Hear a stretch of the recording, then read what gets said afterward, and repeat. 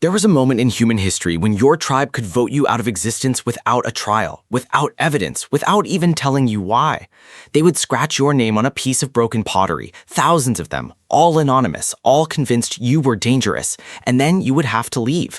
You would be allowed to keep your house, your money, your family name, but you had to go, and everyone you loved would stay behind. The worst part? This wasn't execution. This was something worse, because you'd be alive, alone, waiting, wondering if anyone would ever speak your name again. Humans are obsessed with punishment. We execute people. We lock them away for decades. We brand them with permanent records. We believe punishment should hurt. But for most of human history, there was one punishment that was considered more devastating than death itself. Not prison, because prisons didn't exist. Not torture, because torture was quick. Social death. Complete, total, organized rejection by the only people who mattered for survival. And the fascinating part is that we didn't invent this punishment. It evolved. It existed in nearly every human society that ever lived, and it worked so well at controlling behavior that some societies made it official policy. The question is simple. What actually happened to the person who was banished, and why did we think social death was worse than actual death? Let's start with where we know the most. Ancient Athens, 487 BCE. Democracy is brand new, beautiful, pure, and terrifying, because democracy means the people have power, and people are dangerous.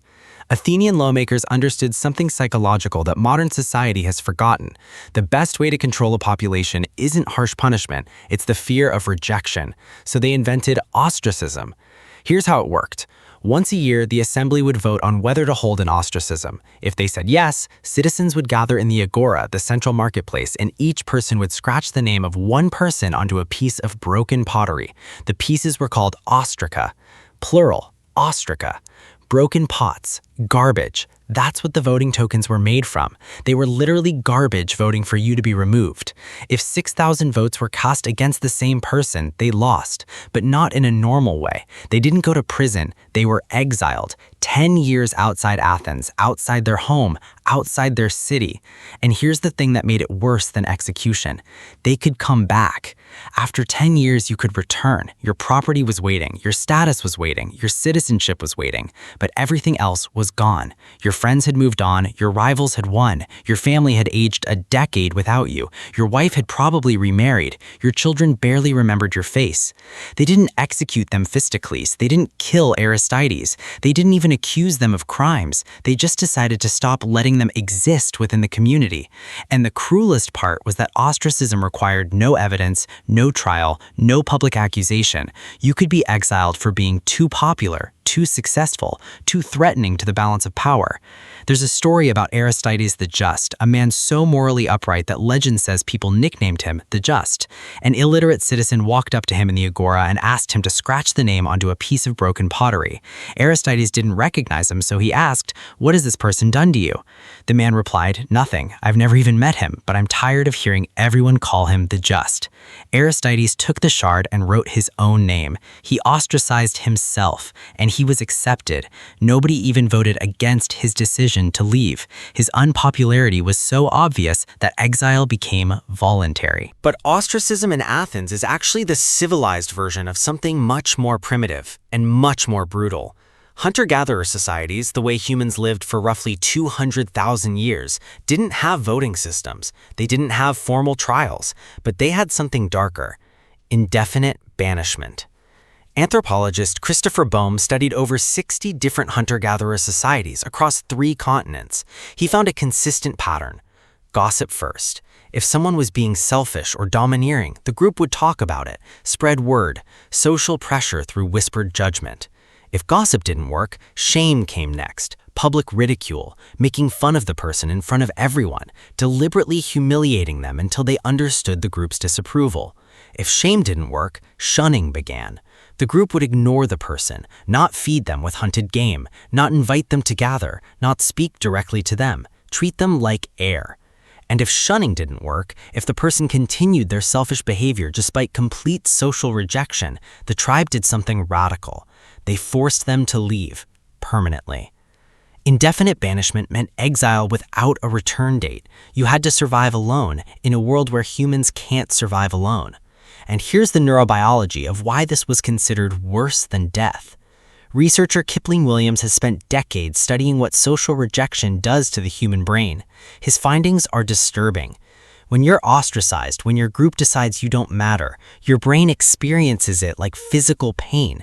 The same neural circuits light up. The anterior cingulate cortex, the same area activated when you touch fire or break a bone. Social pain and physical pain use the same neural machinery. But there's more. Chronic ostracism causes depression, suicidal ideation, complete social withdrawal. In extreme cases, researchers found it can trigger the desire for violent revenge, as if the brain is trying to prove it still matters by making itself be felt. Evolution is the reason. In ancestral environments, being kicked out of your tribe meant death. You couldn't hunt alone. You couldn't defend yourself alone. You couldn't gather and prepare food and keep watch for predators all at the same time. Ostracism equals death sentence.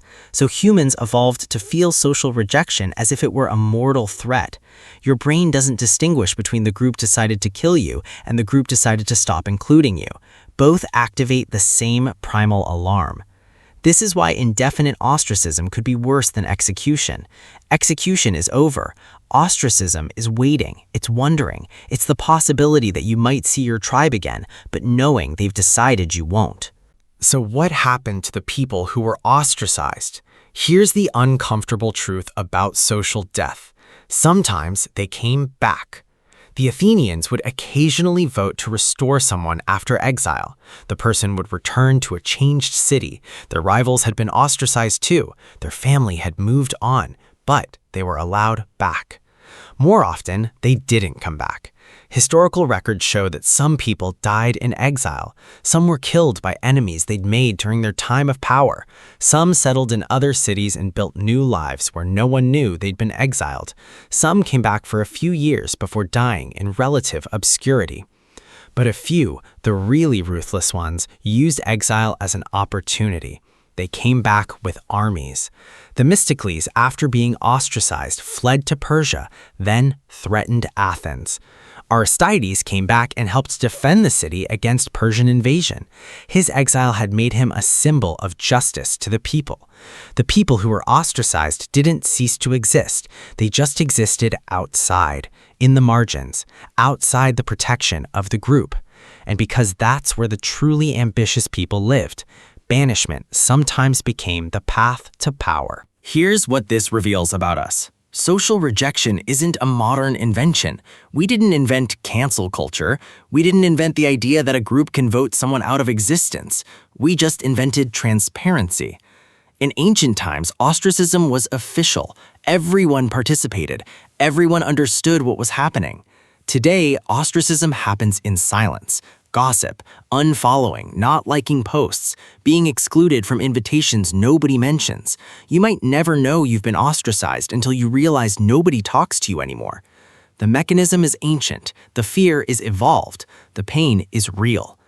And the fact that societies kept using it, kept perfecting it, suggests something even darker. We like the power to erase people.